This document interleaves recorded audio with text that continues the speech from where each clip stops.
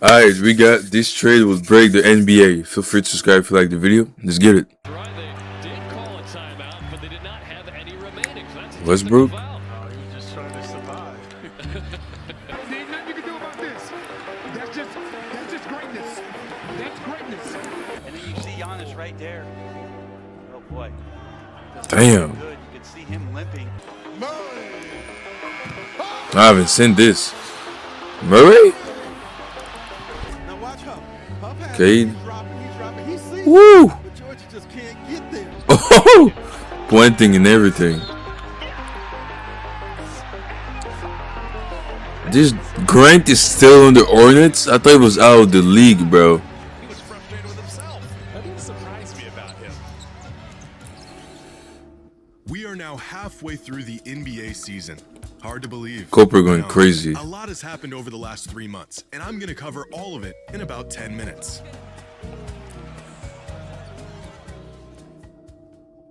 Today's video is sponsored by Arena Club. If you grew up collecting sports cards like me, NBA season in about 10 minutes. With Nikola Jokic sidelined with an injury for the last month, Gilgeous-Alexander is quickly closing the door on this year's MVP race. The only player with a legitimate fighting chance to disrupt what feels inevitable is Luka Doncic, who at this point might retire as the only player with 10 MVP caliber seasons, but no MVP to show for it. Damn. If Shea can pull it off, he'll become just the 5th guard in NBA history to win back-to-back MVPs. And with OKC as the clear title favorites at the moment, Shea is positioned yet again to have another historic season in spite of 90% of NBA fans rooting against him. In other news, That's crazy. in spite of 90% of NBA fans rooting against him. In other news, after hearing rumors of a Giannis trade for the last half-decade, this saga might finally come to an end in Milwaukee. Shea 8 is so corny, bro. Are now open to offers for Giannis. Remind me of that time when managing to Tatum build won one the of the most championship. poorly constructed rosters in the league around one of the greatest players of this generation. It appears that the bleak reality for the Bucks has finally set in. Giannis hasn't exactly hidden his frustrations either, looking increasingly unhinged on the court as the season's gone on. I may be wrong, but when a player boos their own crowd, it's probably time to move on. But if this truly was his last game in a Bucks uniform, the next chapter can change a lot wherever he lands. A Giannis cat swap? Yeah, that would be insane. In the East. Sending the second best player in the world to the Warriors would be completely unprecedented. And to anyone throwing the Blazers into this mix, I do appreciate the optimism. There's no way Blazers getting Giannis. Looking at some Come on, bro. around the league the other night, He I doesn't saw want to my play with eyes were playing Lillard. tricks on me when I saw a 41-year-old demanding the ball during a timeout. A moment that felt equal parts impressive and deeply concerning. But LeBron isn't wrong. Throughout January, he's averaging 24, 7, and 7 on 60% What true the shooting. fuck? Numbers that will make him the first senior citizen in NBA history to be named an Senior All-Star. citizens. It is the other team in LA that has completely shocked Bro. me over the last 6 weeks. Jimmy, bro. Inexplicably prime Kawhi Leonard. The Since Clippers when were you have still gone funny? 16-3 over their last 19 games. The best team in the league in the month of January.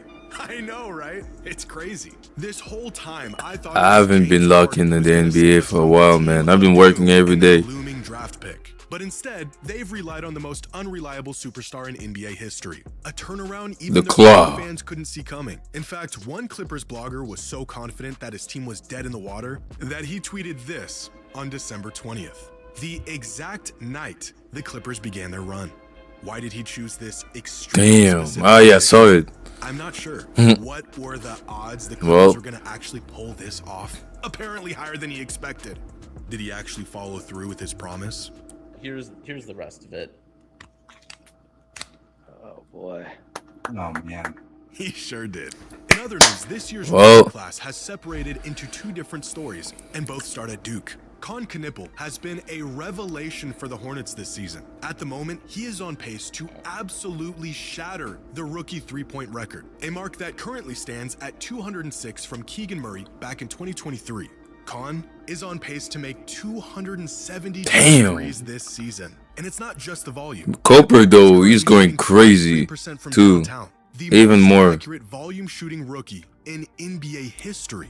But this may still not earn him Rookie of the Year, as Cooper Flagg is proving the generational tags to be completely warranted. His most recent piece of evidence, a 49 bomb against Knipple and the Hornets. The most points in a single game by a teenager in league history. A game that gave It's just fans crazy a moment to of me. solace as they Look at approach the way he's the playing, bro. anniversary of the day that shall not be mentioned. And a performance that makes an already close Rookie of the Year race even closer. Meanwhile, in Denver, the Nuggets had to weather the storm without Jokic for an entire month. They did well. Managed to go 10-6 in his absence, which has been enough to make some fans wonder if we are overestimating Jokic's value. If his team can stay in the hunt without him, how valuable is he really?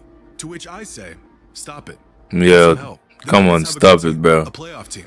Nikola Jokic makes them a championship team. But it's in the East where the Pistons have proven their early season success was not just a fluke, as they have risen to the #1 34 wins. The first Eastern Conference team to top the power rankings since December of 2024. In fact, here is every team in the NBA and the difference in their expected win percentage coming into the season versus their current win percentage. Essentially, which teams have overperformed expectations so far and which teams have underperformed expectations. Looking at some of these results, odds makers made the fatal mistake of overestimating the Kings. They were projected to be one of the worst teams in the league, but instead, they are the worst team in the league. The Blazers have overperformed by 5% so far this season. That's right. Read it and weep, buddy. And even with these numbers accounting for the absence of Tyrese Halliburton, the Pacers have completely unraveled this season, underperforming expectations more than any other team. On the other end of the spectrum, you have the Celtics, who have managed to stay competitive in what most people thought would be kind of a rebuild season on the back of Jaylen Brown. So that's what I thought, but A true MVP man, candidate. Celtics And is since really good. Continue to improve, outperforming expectations by 17%. But quietly having the most surprising year are the Phoenix Suns, a team with one of the highest turnovers since last season and was projected to be a complete non-factor, playing like a playoff team. If you bet me that Dylan Brooks Toronto would too, though. 21 a game this season, I would be eating my words. Who? That Dylan Brooks would be averaging 21 a game. He averaged 21 a game. There's no way. That's Clippers no fan way. Right now. Now, looking forward, we have the What? All-Star Game coming up, and this year we will see a new format to the All-Star Game once again. And despite their best efforts, this variation also looks like dog water. Oh my gosh, bro. Now than ever before, and the NBA willing to try every format under the sun to get players to give a damn about this game. What better time to roll out what we've all been asking for? USA versus the world. It's perfect. Shea versus Steph, Ant versus Luka, Jokic and Giannis versus... well, you get the point. But instead of this masterpiece, the league decided on a format that includes 4 12-minute games featuring 1 world team and 2 USA teams, splitting the US talent in half. So instead of a battle between the US versus the world, we will get 4 really short games of pickup basketball between 3 fractured teams with probably some Kevin Hart skit jammed in between them. Nice. Now, here are the official power rankings through week 15 and the change in the rankings from our previous video back in week 4. And a lot has changed in the past 11 weeks. Because the Thunder failed to be the greatest regular season team of all time, they got demoted to 2nd in the power rankings. The Rockets, Spurs, Nuggets, Suns, and Timberwolves all look like they'll continue to be tough out west. The Celtics have skyrocketed all the way up to number 8, with Jaylen Brown leading the charge in the absence of Tatum. The Hornets quite possibly have their best roster of this century, which is good for the 21st spot in the league. On the other end, the Lakers continue to slide down 6 spots. Yeah, they're losing against good teams. Also lost their footing since November, falling 6 spots. And the Bucks are absolutely plummeting into the abyss. I completely forgot about the Magic. Once Giannis gets the hell out of there. And the Wizards are still the Wizards. And finally, for our midseason awards, first team All-NBA includes Luka, Shea, Cade Cunningham, Jaylen Brown, and Victor Wembanyama. Second team is Maxey, Mitchell, Kawhi, Ant, and Brunson. And third team is Harden, Murray, Curry, Jalen Johnson, and Kevin Durant. No LeBron? Damn. The 65-game minimum rule is really affecting these end-of-season awards. Giannis has already missed too many games to qualify, and Jokic will more than likely miss out on these awards too, since he can only miss 1 more game moving forward. Austin Reeves and Joel Embiid have also missed too many games. Even Wemby and Kawhi are 1 small injury away from missing the cut. So fingers crossed, but more than likely these teams will continue to change as the season goes along. Now, our mid-season MVP MVP is gilgeous-alexander, once again having historical impact on a nightly basis and being available at a time where Scoring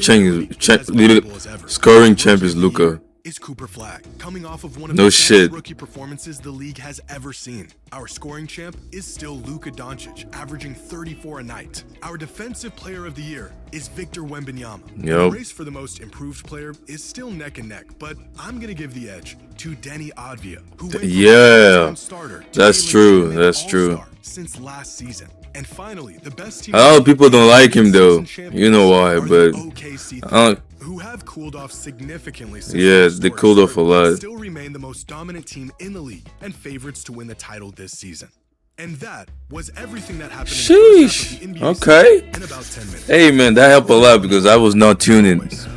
Thank you, Jimmy. I appreciate that.